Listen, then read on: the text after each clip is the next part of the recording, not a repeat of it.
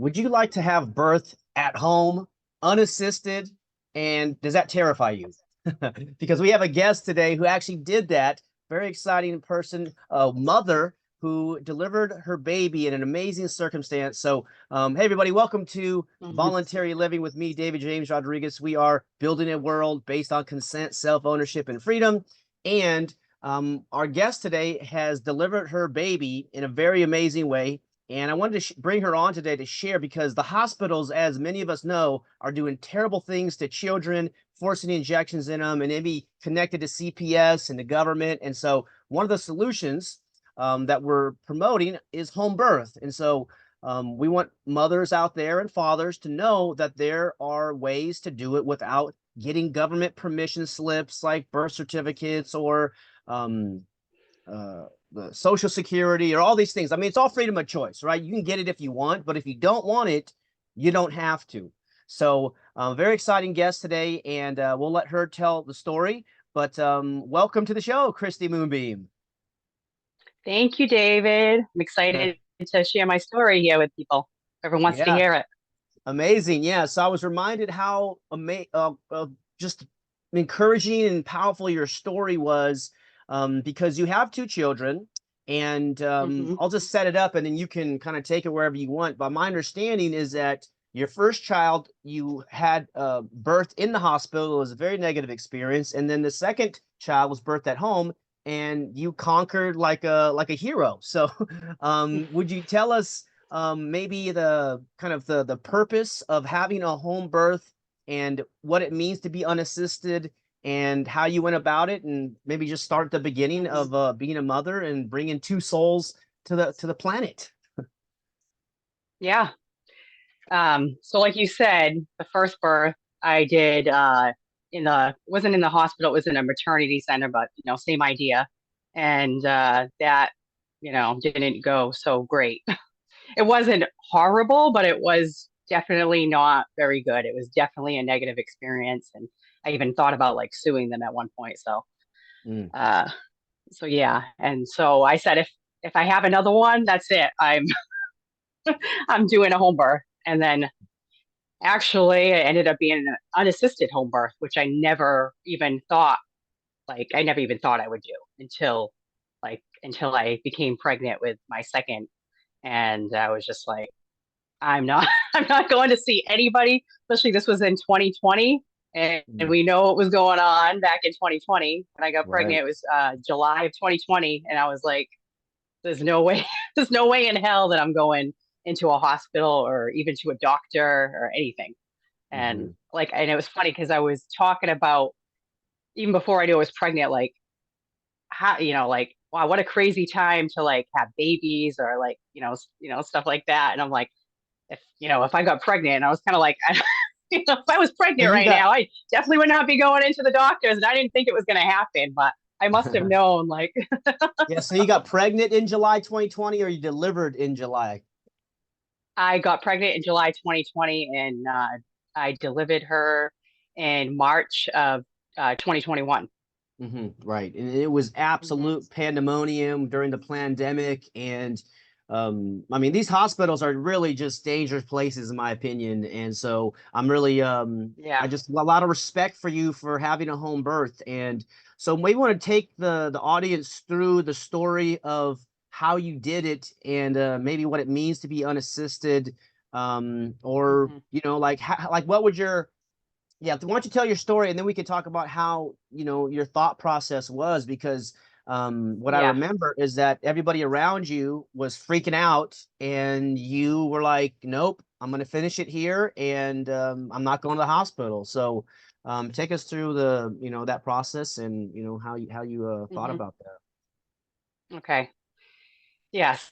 So I never actually, a lot of people don't realize, like, I never actually saw like a doctor or like a physician, or I never went into any of those like medical facilities at all. At all, The at whole, all. the entire pregnancy, I didn't see anybody. No, I didn't get Right. any, no, Amazing. nothing, no tests, nothing. Mm. And I'm not saying that that's the right path for everybody, but I knew for me, especially at that time, that was the right path for me. And, like my family were freaking out that like, you should go see the doctor, you should go do this, and, trying to put the fear into me. And I I wasn't buying into it. That's right. And this And is I not just, medical advice, just for the record. This is not medical right. or legal No, it's not advice. medical This is advice. just your story. Yeah. Yes, this is my story. That's what I'm saying for me. It's like I'm not telling anybody else to do this, but for me, I knew this was right. This was my story. This was it was my path. My intuition told me like, don't do it, don't go in. And uh I just went with that. And I let everybody know, like people who are concerned around me, like if I feel there's any kind of like emergency or anything going wrong, then I will definitely go in to see somebody. So I just kind of like stayed very in tune, which I think is very important for us all to do, stay in tune to our bodies. And then also, it was another soul inside of me, like being, I stayed in tune to myself and to the baby that was, birthing inside of me, and just kind of like talking to her. I didn't know at the time she was a her. I kind of did after a while. I had like dreams and visions that she was going to be a girl. Mhm. Um, but so I just stayed kind of in contact with her and my body, how I felt. And I actually felt really, really good for most of the birth. Like I felt pretty good. And like actually amazing at, at some points, and people like, how are you doing all these exercises? And like I felt really good and grounded also within the Mhm. birth. And so just following that. And okay, what was I gonna say here? And yeah, just Yeah. following my intuition. So one thing is that you never went to go see a doctor. I think that's a big one right No, there because, yeah, as women get pregnant, you then you don't have your period any longer and it's this big thing and everybody's happy, right? You're pregnant and then they'll try to send you to the hospital and have you go through like what is like the sonogram, what you call that? The when you yeah, get a there's all C these different tests. ultrasound, that's what it is. They put Ultrasound. the gel on the Yes, babies, on yes, the mother's, bump there where the baby is, and then yep, not yep. my little research shown that the ultrasound is not healthy for the child. Like everything in this hospital is like not good for the child. So Right. so I how did do did the you? ultrasound with the first. Yeah. Oh I did yeah, with the first. And even then I knew like I'm like, I was a little iffy on it even back then too, but I did it then. And yeah. but yeah, it's not that great. Mm-hmm. And just all these tests that they have, it's just like I don't a lot of it's like fear based because it's kind of like Yeah. something could be wrong, but like, but it, and then it could just make and that when she had her child and they told her like you're too old, and syndrome like came out perfectly fine, so she didn't take all the tests and all that. And Mm-hmm. anyway, yeah, so I just think a lot of those tests are just fear based. And if you want to get them, go ahead and get them, but if not, then you don't have to.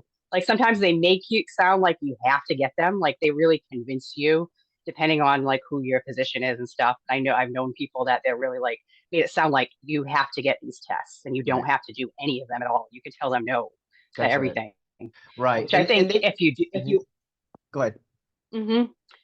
I just want to like some advice also too. Like if you are going to see, like even if you're going to have a home birth, but you're going to see like a physician and doctor, which most people are probably going to do, This like this going is not in to medical see for like advice. This different is not visits. medical advice. Suggestions. No, Yeah. it's not medical advice. Yeah. Suggestions. Yes. Yeah. That well, no, it's just kind of like ask questions. And also I had a doula for my first, also like having somebody there who knows, who's like been through the process too. It's always good to have somebody else there with you, and even they might hear something that you don't, and somebody to help you along, you know what I mean? Like a doula can help with that also, like know, you know to empower you more also, Yeah, right. to So help it's good to empower have yourself. someone there who is kind of like a coach or, to help Right. you because it's a amazing thing. You're bringing another soul to the planet and Yeah. there's a lot of programming, a lot of fear, and the hospital's a business, right? This is one of the big kind of discoveries, and this is not to say like everybody in the hospital is bad. I got family members that are, in the medical field and stuff. There's good people in the system, but this is about a commercial system, just like the school system. Many of you guys know the school system is a huge business, is over $700 billion. And I want to say the healthcare, I don't know what the baby care, industry is, but I know the healthcare is, trillions of dollars. And so they use fear and if well, they'll give you like a due date, right? They'll say, okay, your baby's due on this date, and if you maybe are late or whatever they're trying to tell you, then they'll do a C-section, right? Cesarean section, and that makes them a lot of money. Versus if you stay at home and you deliver your child, they don't make any money off that, and they want to, because if everybody was doing home birth unassisted, the system is over, right? The birthing industry is over. And there's, of course, there's some circumstances where there's emergencies or, these things happen. But I just saw a video the other day. I think it was Sacred Birth Doula on Instagram. I don't quote me, but it's something like that. And she delivered a breached baby, right? Like, as a man, I'm not taught about this, but maybe the women maybe aren't as well. But they say if your child's breached, right, where like the head is up, because the head needs to come out, right, first, they say. So how did it happen with your child on the home birth unassisted? Was the head came out or the feet came out, or what happened there? Mine weren't breached. The head did come out. I did, like I knew I could feel her head. Like I felt myself, like I could feel her head down there ahead of the time. So I knew she wasn't breached.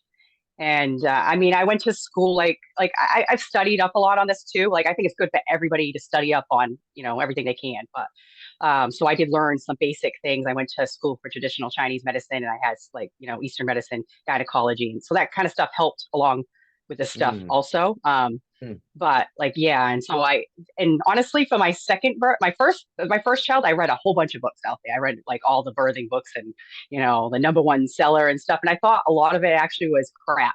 Like honestly, like Mm. there was one that was like a number one seller, and to me it was like mostly like common sense, and it told you like some of the bullshit like stuff. I don't know, but anyway, but I've read a lot of different things for that one. And the second one, I was like, I don't need to read anything. I know what I'm doing. I didn't read anything except for one book. It's called Homebirth on Your Own Terms by Heather Baker.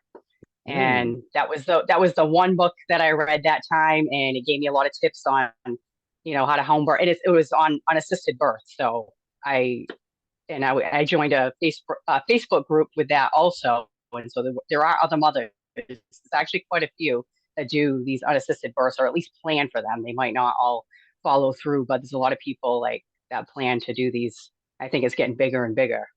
Mm-hmm. And to see that was like really awesome. It was very empowering and inspiring, and that kind of eased me a little bit. And I actually met another mom who did an unassisted birth, and she told me her story. And by Mm-hmm. her telling me her story, it was just like, wow, Mm-hmm. like it's really inspiring, empowering to hear somebody else. And she told me her story, and it was just like, and she's like, if I can do this, you can do this. And it's like, I'm saying my message is, I can do this, you can do this. And I'm not saying this for everybody, but like anybody can do it, like unless there's an emergency or something, of course. But Right. yeah. Beautiful. No, that's amazing, because I think moving forward, my suggestion to people out there is don't go to these hospitals. I mean, we saw with the pandemic, I mean, forcing the jab on people, and now they're trying to pretend like, this stuff didn't happen. It's like, dude, you wouldn't let us go shopping without these things, in some places around the country. Mhm. And now and the children are having heart attacks now, people having blood clots. I mean, there's a bunch of stuff going on, and these guys are just acting like they didn't force it on us. And so I think that's the system that the Rockefellers set up, for over 100 years. And they're predators, really. And I think what's been so exciting, because you're a part of the Santa Cruz Voluntarians down there in Santa Cruz. There's an awakening happening, and we just happen to be the people who are seeing what's happening first. But there's a lot of people who are coming behind us, and they're like, oh, the school system, the medical system, the banking system, like all these things that have been controlling us and basically robbing us of our life and our money. They're going down, and it starts one person at a time. And as you said, when the mother said to you, hey, if I can do it, you can do it. And now you're telling other mothers out there too, if I can do it, you can do it. And so that book was a great book. You said Home Birthing on My Terms, so maybe people can take a look at that. But what was your mindset like from the first birth to the second birth? Why were you so committed to doing a home birth this time versus going into the hospital? What was it that you were saying yes to, and what was it you're saying no to? Right. So like I said, that after the first one, I said if I had another one, then I was definitely gonna have a home birth. Like, Mhm. so just from that experience, with that experience that I had, it was I went into the maternity center to get checked that day, and I knew, like, I'm like, yeah, I'm going in just to get checked. I'm like, they're not letting me leave. They're putting a wristband on me. That means I'm like, this is like a I knew right from the get go, it was a manipulation tactic to get me because Mhm. I was late. On their terms, I was late. Right. It was almost 2 weeks after their supposed due date, and Mhm. to me, I was like, I'm not late. This is I was uncomfortable and everything, but I was like, she's not ready yet. And so anyway, so they checked and told me my water was really low. It was low, and but I asked for a second opinion just in case, and they didn't want to give me a second opinion. And I had a lot of people. I was speaking to a lot of different doulas and stuff at that time. I had my own doula, but and I had like a photographer, a doula, and all that. But one of them was really into like the legal stuff, and she's like, that's not legal what they're doing. They have to give you a second opinion. You gotta and so they finally did, and they did confirm that it was low, but then they were, concerned about the baby, something happening. And I'm just like, I get it. And I just told them I would like to do it naturally. I don't want to be induced. They were like, trying to push me to get induced and like put the fear and like in me, like, oh, something could go wrong. We gotta hurry up, all that Mhm. kind of stuff and Yeah. get this going. And I'm like, I don't feel that way. And they're like, and then they tried to tell me the heartbeat may have skipped a beat. They weren't sure. But I didn't see anything in here. And you're like, it might have skipped a beat once. So we gotta keep this thing on you, the heart monitor. And even before that, I wanted to actually leave, but they're like, if you leave, we're not gonna let you back in. And so I had that like on me where I Oh my thought about gosh. leaving, and I was like, well, what am I gonna do? Like, I wasn't ready for home birth at that point. I didn't have, especially, I wasn't expecting any of Mhm. that. And then they were like, you're gonna have to go into the hospital. And I was like, I don't want to go into the hospital. And then, all that kind of stuff. And I'm like, this is crazy. Right. So And what I was year like, was this? So the you gave birth in yes, 2021, and then what year was the first child? 2016. 2016. Okay, so yeah, so this is interesting because as we learn more and become more aware, we become more courageous and bold. And so you were at a maternity, what's it called? Is it a maternity ward? Is it what was it called? Maternity center, yeah, Maternity center. in Okay. Santa Cruz. Okay, like a birthing center. Yeah, Okay, and birthing then center. they were Kind of. so they were putting this on you and they said if you leave this center, then we're not going to let you come back in. So that was another fear tactic Hmm. to Yep. force you to do the induction or whatever it is, because it is a business. And Right. this is the other side of the coin, which is okay, yeah, the birthing center, they need to make money, that's understandable, right? And so these things, but if you're at your house, so maybe talk about how you set up your house as your own birthing center, your own maternity center. Was it a water birth, or where how did you set it up? I thought about doing the water birth, and I actually had like one of those inflatable pool things to set up. We never actually set it up because, well, for one, this is actually so my home birth. I was at this time I went in. We were actually living in an RV like 2 weeks. I think it was like 2 weeks before I had her. We moved out of our apartment and moved into the RV onto a friend's property. And so, because that was my goal to like, live the RV life and everything, right before right before I had the baby. Mm. Um, all for like freedom and stuff. And so anyway, so yeah, so I was like, you know what, I'm gonna do it in the RV. And but so we're at our friend's property, and they welcomed us like, you don't have to have this birth in in your RV. You can come in our home if you want to go outside, you want to set up the pool. The pool never even ended up getting set up because they had this like nice deep bathtub, and I don't know what happened. We never set it up, but anyway, so they were like very welcome about it, and she was actually previously a doula, and so she wasn't a doula anymore, but she was excited. She's like, oh, I want to be here for your birth, and she's like, she was going to be leaving like the next few days, and she's like, I hope the baby comes while I'm here because I really want to be here to help, with whatever Mm, I can, and she was, and she's mhm, such a great help, mhm. and so it was like I had an unassisted birth, but I had some like angels there with me for sure. Mm. I had some support still. Yeah. So we yeah, talk I about your had. spiritual beliefs. Do you pray? Mhm. Were you meditating? You said you were talking to your baby. You were having dreams. Well, yeah. Mhm. What was the spiritual experience from your perspective? Well, yeah. So, I mean, yeah, I was talking to my baby the whole time, and definitely like during the birth, we were definitely in communication. Like, I mean, you have no idea you're a man. Other women who've had natural Right. births, they probably know what I mean when I say it's like it really is a spiritual experience, especially when it's I don't know, I can't say how it is not natural because I both my births were natural. Mhm. Um, but it's you definitely, I mean, you literally like go into another realm. Like it's like I was not there.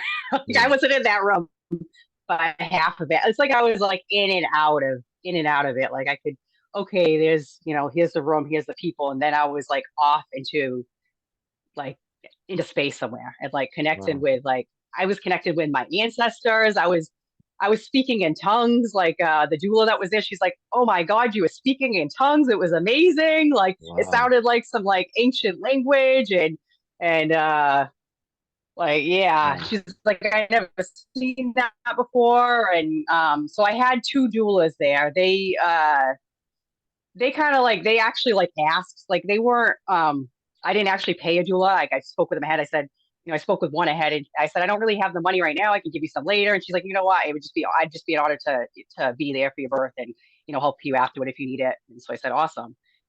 And pretty much I didn't need assistance ahead of time really because I already had my plan and knew what I was doing. Mhm. Doulas usually assist kind of like with going to medical appointments and all that kind of stuff and showing you, like how to empower yourself and all that. But I already had all that. I already had, so I didn't really need help with that. So they were just like, I've never been like kind of asked me, can I be at your birth? Because I've never been to an unassisted birth. Like I've always been like I think they did some home births, but they never did an unassisted one. Like there was always a midwife there, and like so this was completely different for them. Mhm. And they got a little freaked out about it actually. Yeah, talk about that. I mean, this is real. I'll Like, I'll okay, get into so that.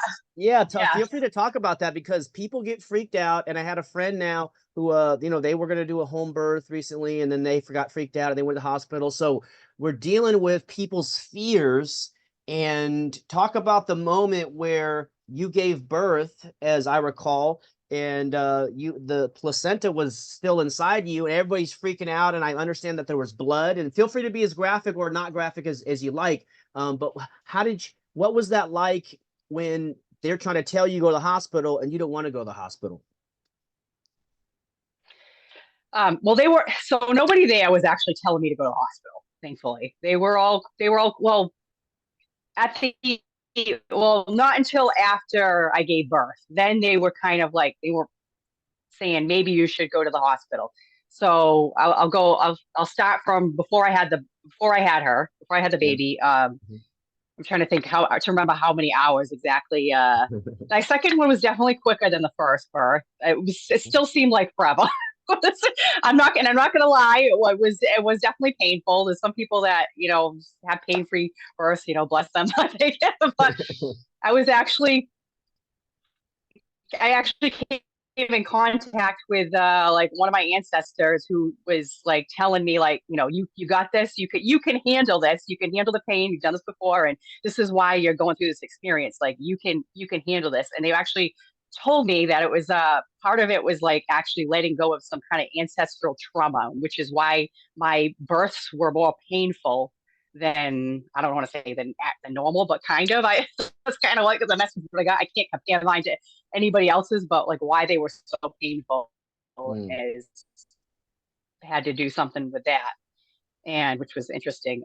Because I had somebody come afterward, and they came with the same message, like, oh, you have some ancestral stuff going on here, and you have to clear this stuff. But anyway, that's a whole different story. Well, that's But interesting. So anyway, that yeah. do you remember seeing your ancestors, or is it like kind of, it's hard to articulate, I understand, but like, were you seeing the ancestor, or they were here, you were hearing it, or Yeah. like just, what was that? How would you describe that to somebody, or, recall that for yourself? For me personally, it's like more like I can kind of hear them. I didn't like see like, faces or anything like that, that I remember at all. But it was just kind of like, even like I felt like they were there with me, and like, or I was like even going into like another realm to like meet them and talk to them type of thing. Uh it's kind of like that, like more of like just like kind of like communicating, like talking and type of Hmm. thing. Yeah, like you could feel the spirit Yeah. communicating, and just, Hmm. I mean, spiritual. What are you gonna say? Like in dream world, we go to dreams, and you're like, how do you describe a dream? You come when you wake up in the morning, you're like, oh, I was talking to somebody in my dream, and then you lose it all. So, well, that's very Right, powerful, right. because part of the awakening process, the great self ownership awakening, is the remembrance of how sacred our bodies are, how sacred life is. And people need to realize what a big deal it is to be a human being. I don't think we evolved from monkeys or the bacteria like they tell us. I think the creator made us a divine source, loving God, and I believe the source is inside of me, and he's inside of you. And God made the masculine and the feminine, and the feminine has powers that men don't have, and men have powers that women don't have. And it's kind of the unity, the togetherness, which is the masculine and the feminine, the positive and the negative.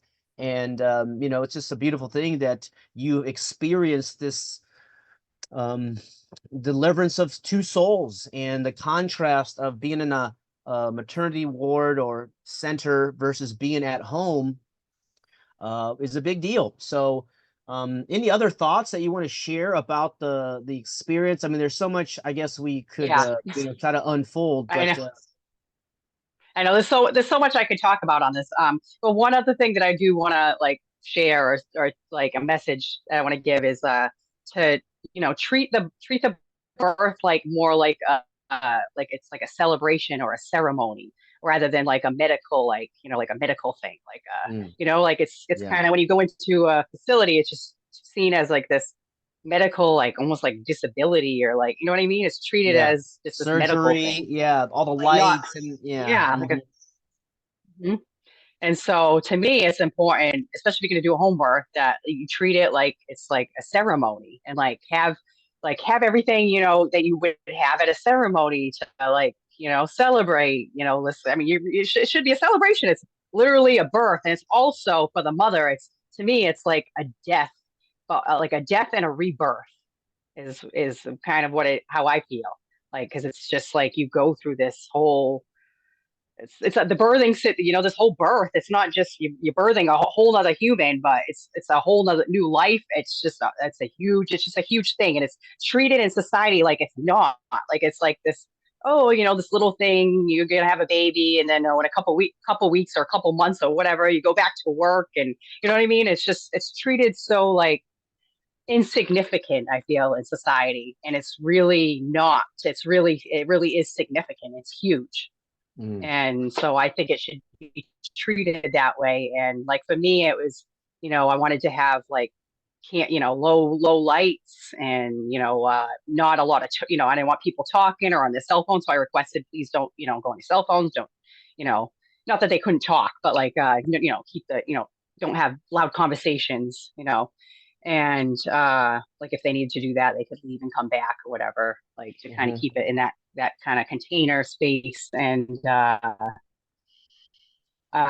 music, like, and I had like certain music. For me, it was like something like with like sounds of like nature playing. Like even in my first, and I had this whole music playlist, and I had all these different music, but then somehow for her birth, and it was so perfect, was the sound of birds singing with like rain and stuff in the background, and it was like magical. Like this is I don't know that it was perfect. So I mean, it Mm, might be different for everybody else, but like nature sounds is like I don't know, there's something primal about it. Like it was a really beautiful yeah. thing.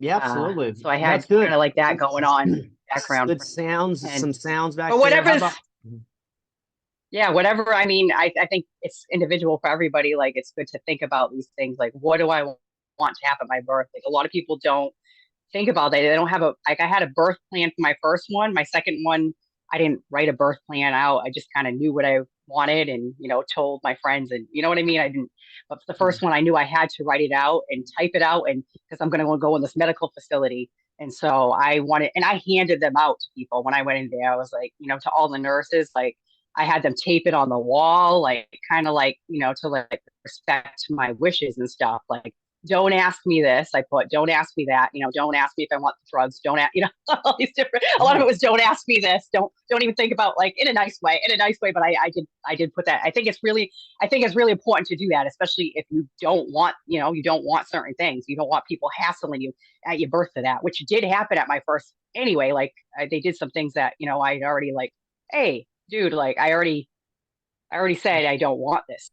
So why What did that? are You you want to talk asking about me? that? And Yeah, that's that was at important, the right? That's important because people have to understand consent is number one. And if the mother says no, or even gives them the birth plan and says, don't do this, and they come up and ask you that, I mean, that's almost like a deal breaker, right? It's like, hey, I showed this to you guys, I'm a customer here.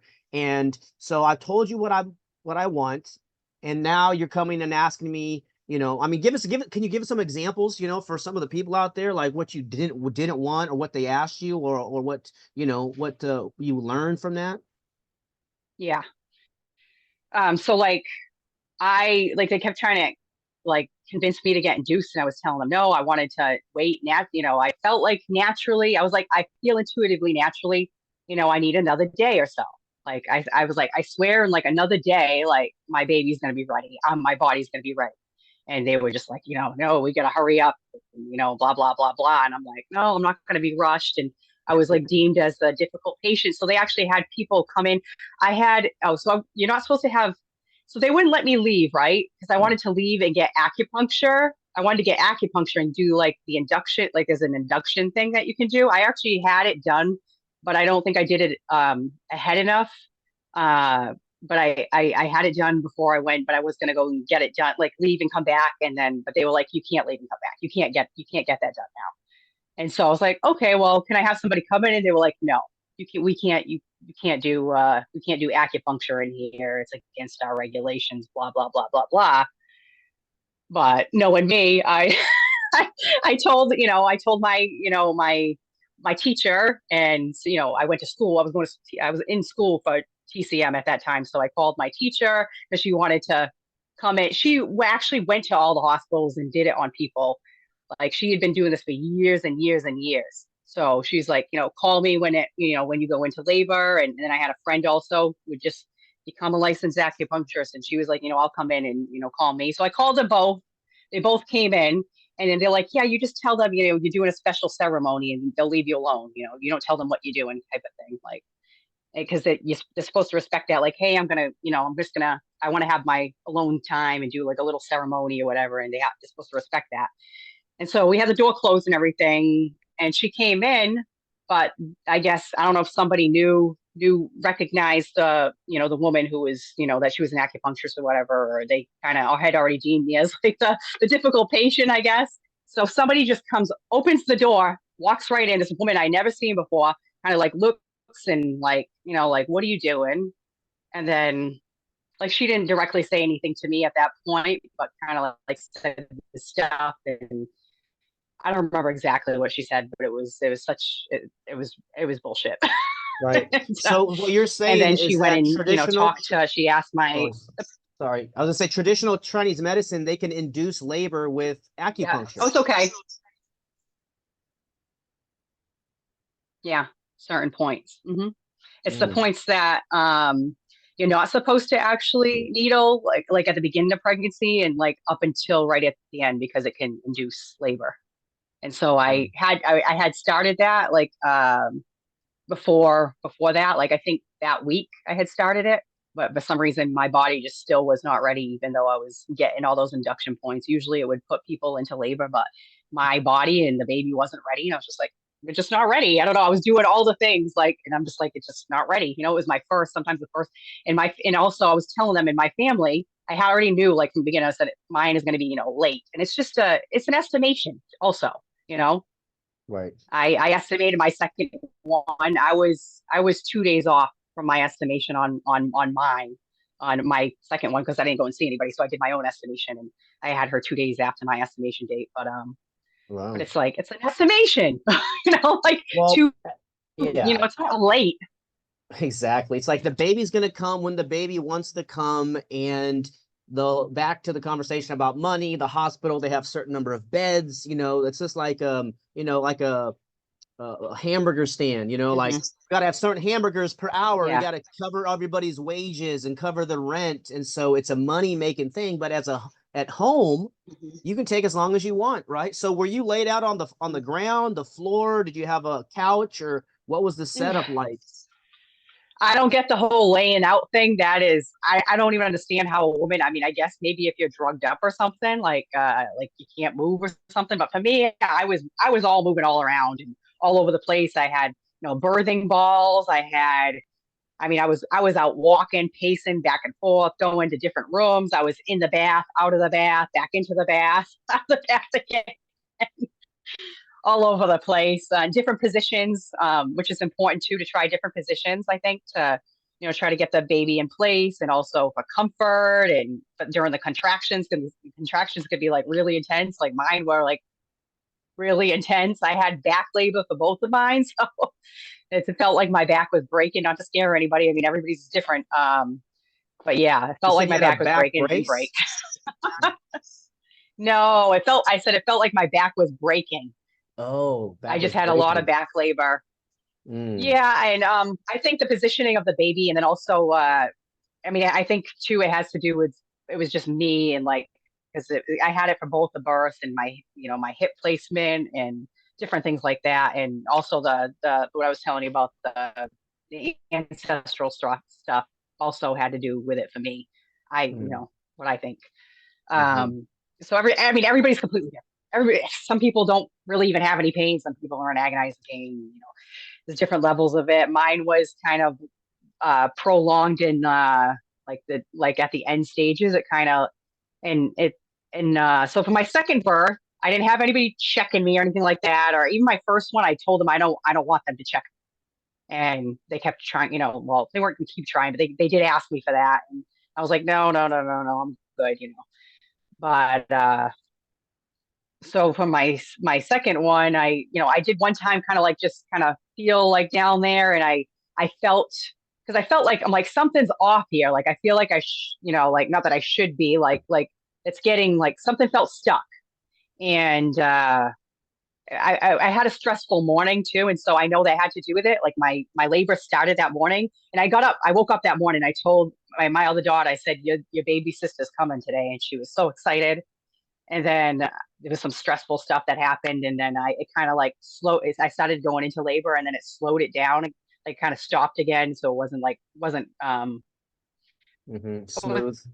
going into actual labor Hmm. until I knew what happened with the doulas. They didn't think by what I told them. I'm probably going to be coming in later. I mean, I'm like, if you're coming, you're definitely going to come in at some point today. And so it started in like late afternoon. Like it was early that morning. I got up and I was like, your baby sister's coming. I know she's coming tonight or whatever at some point today. And it was going to be later on. But anyway, I mean, it actually ended up being the next day because it was at trying to remember the exact time now. I have it written down. It was like 1:40 something in the morning. Hmm. So it was technically the next day. But so yeah, the thing that I was telling you about before that I felt like down there, so I felt this like it's called a cervical lip. And so that was like I was like, oh crap, like I was like, oh, there's a little like, bump in the road here. But that all like cleared up after a while, and like a couple more hours later. And I was actually in the bathroom by myself. So I'll just get into where I had my daughter, and this Hmm. is this is the home birth. Yep. Um, so I was in the well, I told him, I said I have to go to the bathroom. Like I'm like I gotta go to the bathroom. I was like really like I feel like I have to take a crap, which actually it does when you burn the kid, it feels like it's gonna take a everything's gonna come out. But so I really felt like I thought I had to go to the bathroom at that moment.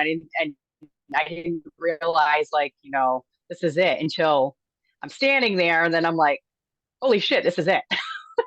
Like I'm just standing in the bathroom, like I'm holding, like I'm getting these contractions. I'm holding onto the sink in there, and and then I feel down there, and I'm like, that's her head. Her head is there. I'm like it's time for her to come. I'm gonna push, and so I just stopped pushing, and then I'm like, oh, I should tell everybody else because I'm in the bathroom by myself with the door closed, and so I was like, hey, I just like yell out, hey, by the way, the baby's coming now, something like that.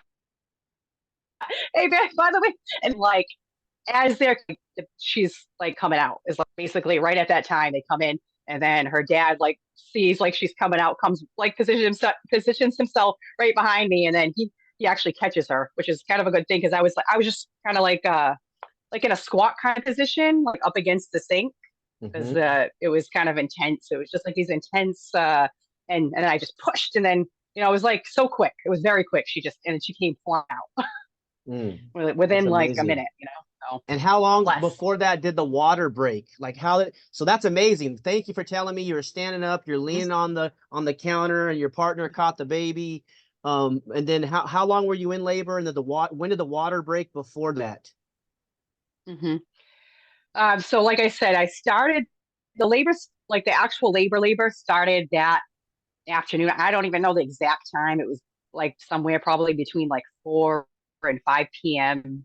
And then it got really intense, probably around like 6, 7 p.m. And then she was born 1:40 some, I don't know. I have it written down, but whatever, Hmm. 1:40 or whenever she was So like born 6 hours of exactly. labor or So so? yeah. Hmm. Hmm. About Amazing. that, yeah. Okay. All right. And then the placenta was still in your body. Is that true? Yes. So the placenta was still, I mean, you do birth the placenta afterward. For my first birth, I just kind of nobody was even paying attention. I just kind of pushed it out, and then I remember the midwife came over afterward, was like, "Oh, you birthed your placenta," and I had a bucket there because I had for the first one I had planned to keep it, which I did. I had a bucket. I plopped, I put it into the it's a little, I know it's a little gory and graphic, but it got put into the bucket to be utilized afterward. And I had somebody put it into like a pill form with like ginger and stuff like that to consume. So I was like, I'm not ready to do the whole just like put it in the freezer and eat it or whatever type of thing. Some people do that. I was like, that I'm not ready for that. So I had somebody encapsulate my placenta. Hmm. So Amazing. yeah, the second one, I thought maybe I was gonna do something with it too. I wasn't even sure. I was like kind of like well, just like this one was kind of more like let me just go with the flow type of thing and see what happens. Hmm. And so that one,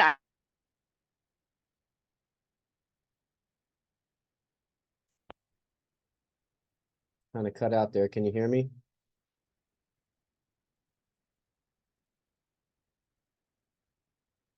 You there? David. Yep, I'm here. Okay. I don't know if it's your computer or mine, but go ahead. You're back now. Okay, good.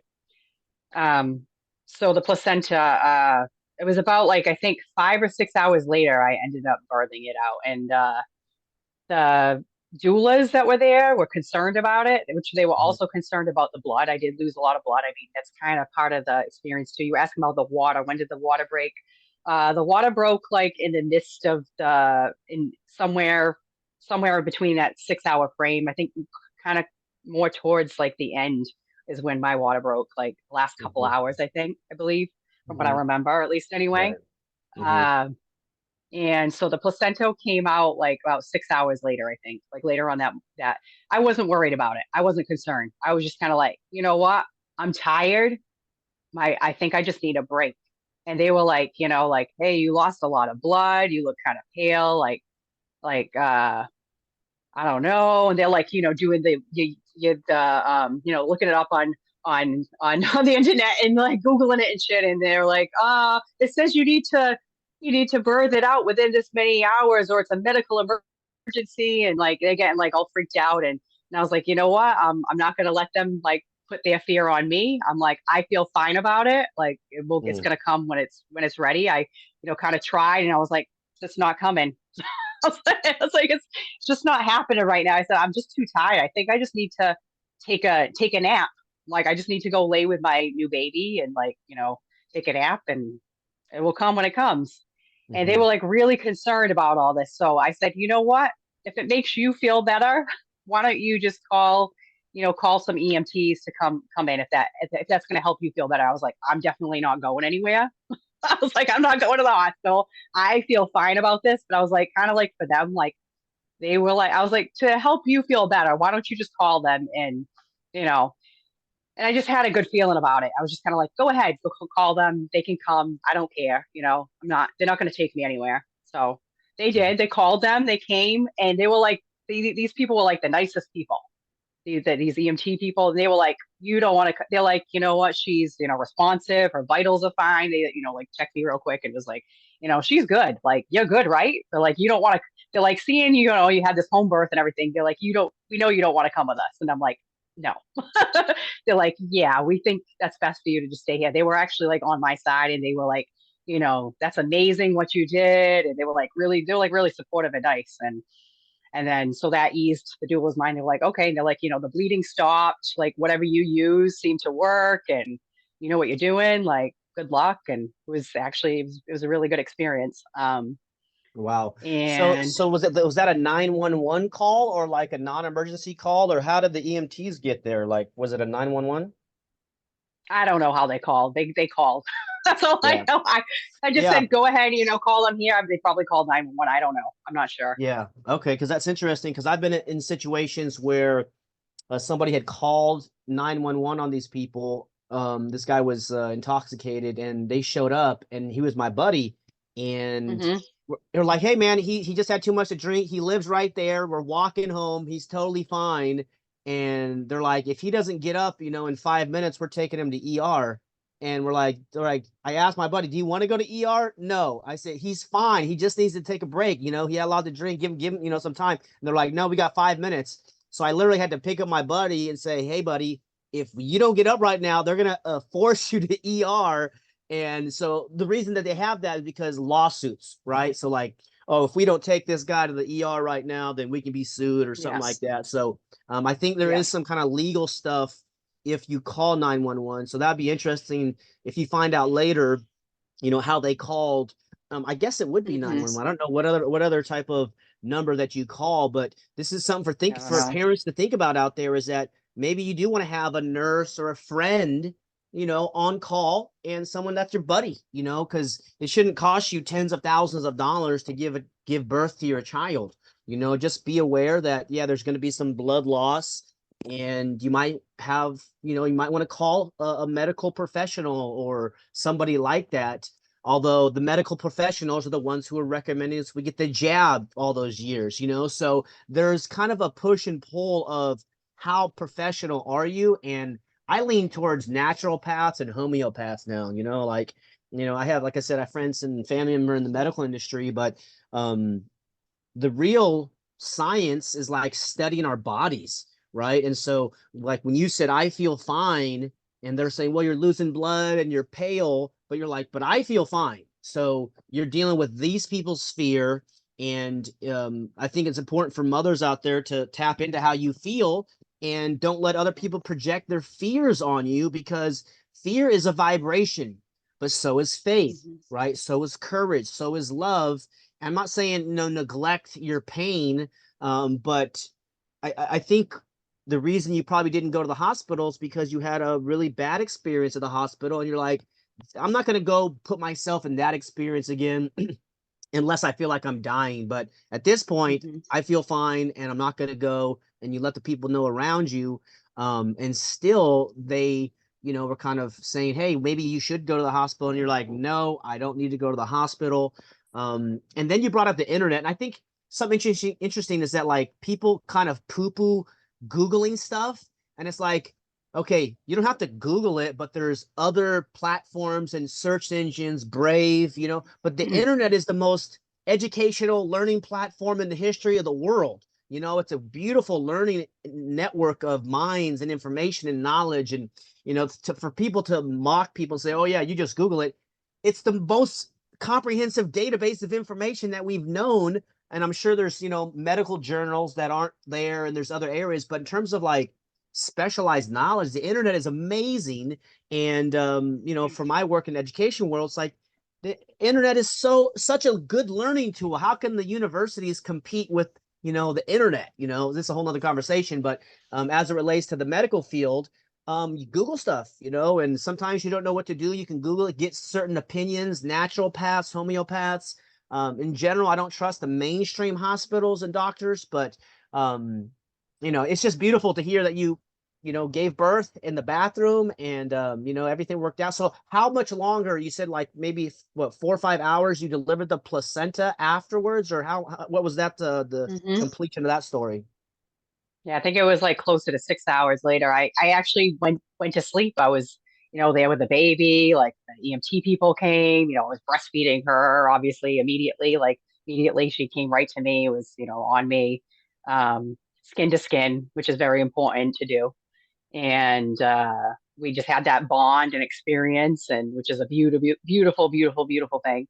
Mhm. And I was tired. Like I said, I for a little while I tried to go birth. Like I went back in the bath. I was like, oh, maybe the bath will help me, like help deliver the placenta or whatever. And I was like, but then I was in there. I'm like, it's not happening.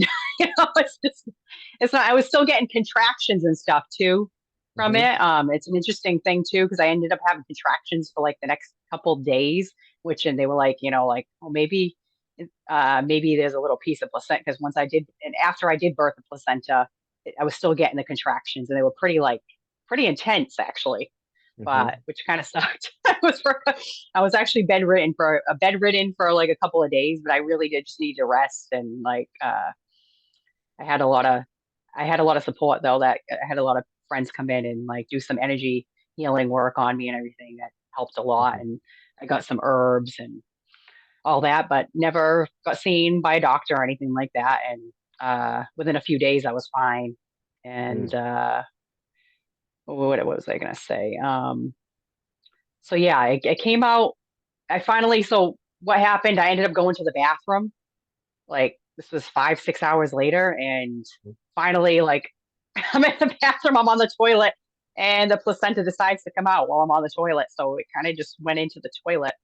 Mhm. And he had to kind of like fish it out afterward, and had help with that. And I decided, okay, well, I don't think I'm going to use the placenta this time. This time it's not, you know. I was like, I feel like I just want to like bury it, like have a burial for it. And so I had like actually like the ceremony, like this burial, like a few days later, I reburied it in the yard over there and just like had this like little ceremony for it. And Mm. it's kind of an interesting thing. I don't know. I know a lot of people probably think that's weird or whatever. Maybe I'm not the only one, but it just felt right at the time. So that's what I did. Mm. But I was That's fine. I was fine. amazing. 6 hours Yeah. later or whatever it was, 5.5, 6 hours later. And even though they did Google it, but I think what came up is like CDC stuff and all that, like Yeah. they were looking at all Right. that crap, and it was like, emergency situation. If it doesn't come within 2 hours, and you got to go call 911 and all, it was, saying all that kind of stuff. And I was like, no, I don't think so. I'm not worried. I really was not worried at all. I Yeah. felt like really like grounded and like intuitively I was like, it's fine. I just need to rest. Mhm. And so I went with that. And, I was right. Right. it Right. The was like, intuition it is was like a right. deep, yeah. Yeah. But, So not saying that everybody, that's right for everybody, like obviously if somebody felt like it was an emergency situation, then they, treat it as, go with what you feel kind of type of Yeah, thing. well, you've done the research. This is another important point for mothers or to be expectant mothers or even fathers. Start learning this stuff. Check out the book that Kristy recommends, or the traditional Chinese medicine, or begin to learn about this stuff because, like you said, when you Google stuff, the CDC comes up, right? And there's this monopoly on this information, and we're breaking out of Mhm. that, right? We're breaking out of the Yeah. the experts in charge versus, yeah, there's specialties, but everybody can learn. And my philosophy is that everybody's a born genius, and how to learn our genius, how to learn our intelligences, and stop putting these guys up here that are like better than you when you're also a human being. You're a soul, and God or source gave you a mind and intelligence, and maybe the sixth sense, right? The intuition, the knowing, and you can do these things, you can learn these things. And I think there's this great awakening, I call it the self-ownership awakening, of personal responsibility, where it's like we're no longer going to outsource our thinking to the experts. We saw what happened with Fauci and these guys. Like these guys are criminals, and they sold their soul for hundreds of millions of dollars, maybe billions of dollars, but they're not elite. These are predator psychopaths. The elite people, in my opinion, are the people that love each other. They have compassion on each other. They have patience with each other. And that's what this is about. It's intergenerational freedom and liberation that we're interested in. So that's why your children are so important, Kristy, because you have the mindset of a liberated mother, and now your children are under your guidance and leadership so that they can go later, have their own children, and empowering experience and break the intergenerational trauma that you have. I'm sure I have some intergenerational trauma too, because I don't know what it is, but deep inside my soul, I want to be free.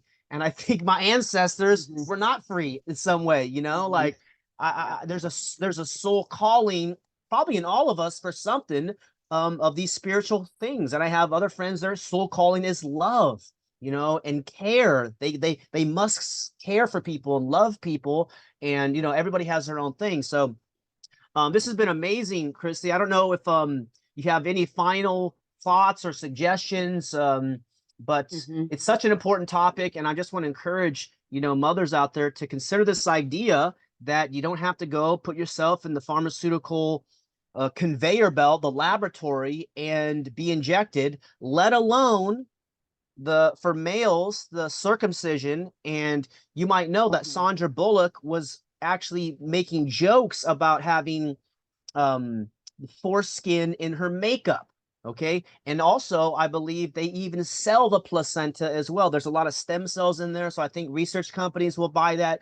So it's Mhm. it's crazy actually what they're doing and what's now being discovered, that these places are commercial corporate entities that take your DNA and your blood and your placenta and foreskins and sell them. It's really diabolical what they're doing, and let alone the abortion industry. Okay, so we'll stay focused here as we wrap up on this conversation with unassisted home birth. Very amazing and very inspiring and encouraging that you did this, Kristy. I'm so grateful you've taken some time. But any final thoughts? Maybe Yes. not some medical advice, but some kind of ideas or things you want to share with us at the end? Yeah, one other thing that I like to tell people is like how they that I haven't shared yet is how they say, like who are you gonna have, they ask who are you gonna have deliver your baby for you? Like I think that's Mhm. so disempowering and so it's not true. Nobody can deliver your baby for you. Like Mhm. that's bullshit, like Yeah. you're delivering your own baby into the world. So like Right. I like to let people know, like even if it is assisted, even if they're there, that's why they're the assistant. They're not delivering your baby. Like no doctor or Hmm. midwife is going to deliver your baby for you. You're Hmm. delivering your baby. Like it's a very disempowering statement to have, like how they do Hmm. that, like who are you delivering, who's delivering your baby? Like you're delivering your baby into this world. You and your baby together are delivering into this world. So Hmm. that's one really key thing That's that I think beautiful. is a Yeah, very that's empowering thought, mhm. like to keep like in mind for women, to keep that empowerment, like it's you, it's your body, your choice to like what you want to do, like for your Mhm. birth. It's Right. nobody else's. It's Yeah. it's all up to you. Like it's nobody can take that away from you, you Hmm. know. Yeah, I think that's a great point because again, that's back to like the self-ownership, personal responsibility. And I think the conversation you had with your ancestors or kind of the download was that you can handle it, you can do it. And I think that's what a lot of us need, especially young people and maybe somebody who's having their first birth. But it's like, hey, you can do this. This is what your ancestors have done, and it's totally within your power. You can handle it because that flips again from fear to faith, and they start to have some belief in themselves and belief in the body, which is this continual discovery like, man, this body is amazing. Like I can't deliver a baby, but I can have muscles, and lift stuff up, that's pretty cool. Get stronger, that's pretty cool. And the body can heal itself, which goes into another conversation about like speaking life into the child or the mother, and speak life, because when people are, like you said, who's going to deliver your baby? Right there, boom, I'm going to deliver the baby. That immediate understanding that I'm in charge of my birth, women out there, and you guys are the assistants. And then for men, I think it's to be a support in that. And since I don't have any kids yet, I can just only imagine the joy and also the maybe the fear that men would have too, because as protectors, we want to make sure our wife or our child are like going to get through this safely. And if we don't have our own research, then we can get into fear mode. So it's probably important that the mother and the father do some research and probably read that book that you said and maybe other resources to learn, because we're breaking the paradigms now. We're breaking the new eras where, hey, I got circumcised and I'm not going to circumcise my kids, dude. And I've asked my mother about circumcision as well, and I asked her actually, I said, Mom, was I under anesthesia when I was circumcised? And she reflected, and I recall that she said I wasn't. And I was like, damn, that's crazy, man. That is absolute insanity. And I can feel some part of me, in my body. There's something there. And I don't know if somebody watching or listening to this has some ideas, some details or information in a link, because why are they doing this? What's, it's again, a whole nother topic. But, back to you for the birth, we want to learn about this stuff. And it's also the father's responsibility to learn these things, understand we've been lied to. The hospitals are a business, and we're just little like lumps of clay in the factory system, just like the school system. So it's so empowering to hear your story, Kristy, and to just remember what you said, that you can do it, and you have the power, you can handle it, and such beautiful things here. So I can do it, you can do it. that's right. Beautiful words. Yes, beautiful words. So we'll take a look at the book that you recommended, and feel free to share this and put the comments in the below. Have the conversation. This is a continuing conversation, and hopefully you'll have more children, and if not, you can have conversations with your daughters about this, and people out there. This is a conversation to consider. Again, this is not medical advice. If you feel like you want to go deliver your baby in the hospital, fine, do that. But we're just, having this conversation because of what happened, not just in the last few years with the pandemic, but hospitals in general. I've heard of some stories where if you don't get let's say the vaccine, then they might try to take your child, depending on where you're at. I think there's some stories like in Arizona or whatever, other states, but it's like, it's just the family and the community has to get together. So I'm so glad you had some support, Kristy, for people, because we do need support. If someone's pregnant, reach out, provide some kind of support or encouragement, and reach out to Kristy as well. She's on Facebook, and I'm sure she can, maybe do other interviews or talk with you or do some consulting or something, and these kind of things. So other than that, final words, Kristy, before we tap out here. I mean, we just going long, it's such a good, There's so many things I could say. There's so many things I could say. I'm not going to, but Good. yeah, feel free. Anybody wants to reach out to me, Kristy Moonbeam on Facebook. You don't know me, and feel free to reach out. And if you have any other questions that I haven't talked about here, because there's so many things to talk about, in Mm. this. And like I did the unassisted birth. I didn't have a midwife. I didn't see anybody. You can still do it that way. Like you see somebody. I don't know how that works. I don't know. They're gonna probably try to tell you you have to go in and go in that way. So I don't know. I don't have that information for you, and all that stuff's always changing. And to me, it was just like I can't go see anybody. To me, it was, especially with what was going on in the world right now. I was like, I am not going to see any doctor or anything. For me, it was scary. The thought of like going to see a doctor was that freaked me out. And so Yeah. I felt like, more comfortable, like empowered to like I can do this myself. Mm. I can figure all this stuff out. I can do my own research, and I had already had a baby too, so I had already.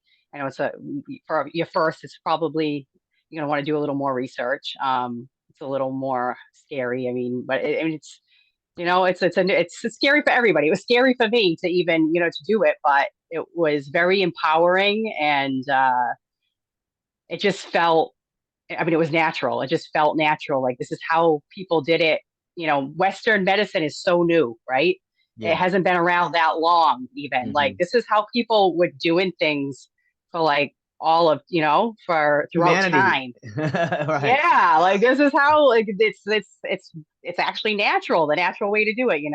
Like maybe for a long time, yeah, they would have like a doctor or somebody, a midwife come to them, but a lot of times, no, they didn't have anybody. They just had, whatever family was around there to help out, or sometimes the woman was alone, maybe. I don't know, depending on the situation. Yeah. But so it's a natural, beautiful thing. That's all I want to Hmm. really share. I could keep going on and on and on. I'm not going Right. to, but Yeah. so Well, feel I free hope to reach out. yeah, absolutely. I hope the conversation continues, and yeah, maybe you can make some videos or stories or blogs or talk about it. But I'm very concerned Yeah. about children. We are the children, and it's not okay what's happening to children. They're victims. We're seeing injuries from jabs, and Yep. them promoting pharmaceutical drugs. It messes up their brains. I mean, there's a great awakening to truth, and we're the shining stars. You are the audience members here. Like we're the ones we've been waiting for. So let's start learning. Let's Hmm. start believing in ourselves. Believe in God if you want, and but the experts and the corporatocracy, the technocracy, that's what they're planning for us. So it's up to us to transcend, to go above that. Humanity is Just one more bifurcating. thing. Yep, humanity is bifurcating. I'll get back. And there's the free people and there's the enslaved people, and we want to be free, and they're going to try to lie to us and deceive us. But these kind of conversations need to be happening more often.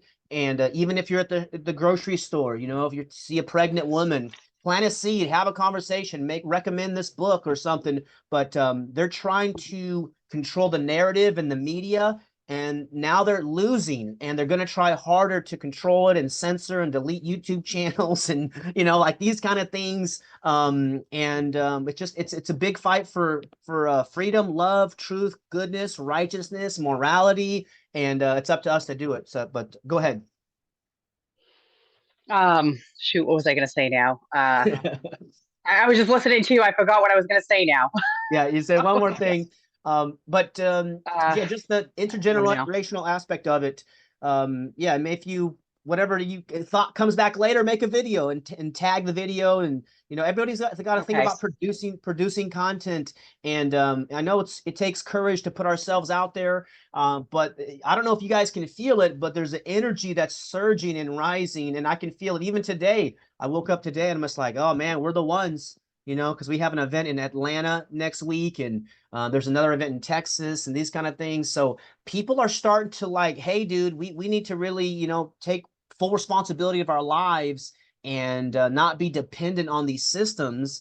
And this regarding independent food, water, energy, these kind of things. Like, okay, that seems like a hard task, but we can do it, right? We can learn. We can go learn from the people that are doing it, that have done it, and we don't have to be in fear. We can be in faith, be in love, be in knowing that we're spiritual beings. This is the other part of it. I'm so happy to hear about your experience with your ancestors, because I haven't had that kind of conversation yet. I'm open to the ancestors, but I do realize I'm a spiritual being. So anyways, thanks for joining us, Kristy, Wait, one more Moonbeam. thing, actually. Okay, go I'm ahead, go ahead, go sorry. ahead, go I ahead, know go what's ahead. going on. So what I wanted to say was that like I envisioned like I'm making this. I'll make this real quick. So I'm planning this.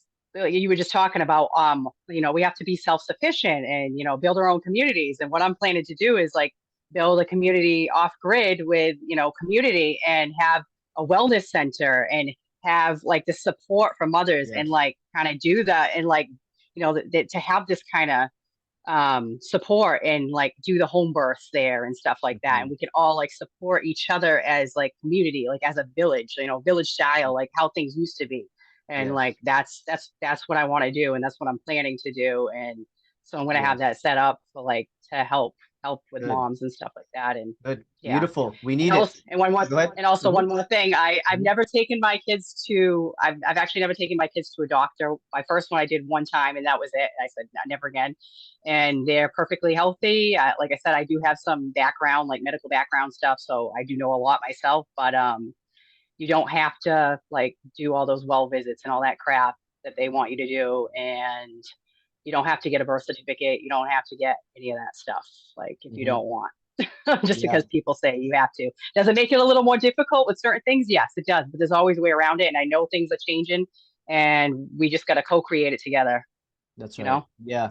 Well, beautiful points. And please do create that wellness center. And I think a lot of Mhm. people are starting to realize these things are necessary now. And we hope to see hundreds and thousands of these types of wellness centers. I was just in Northern California a month or two back.